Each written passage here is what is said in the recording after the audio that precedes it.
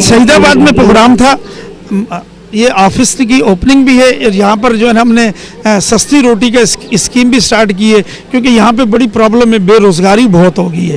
तो इस आबादी में हमने आज राशन का प्रोग्राम रखा था और तहरीक जवाना जनरल हमीद गुल साहब के जो फर्जिंदा हैं अब्दुल हमीद गुल साहब का तहरीक जवाना, उनका पैगाम लाएँ और यहाँ पर इंशाल्लाह हम डोर टू डोर काम करेंगे। और आपने कोई बात करनी है तो पूछें।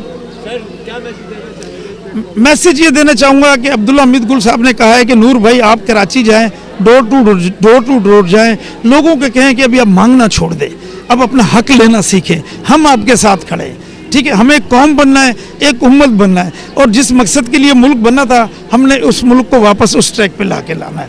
आज हमारे बच्चे स्ट्रीट क्राइम में चले गए, क्यों? बेरोज़गारी की वजह से। हमें प्री प्लानिंग के तहत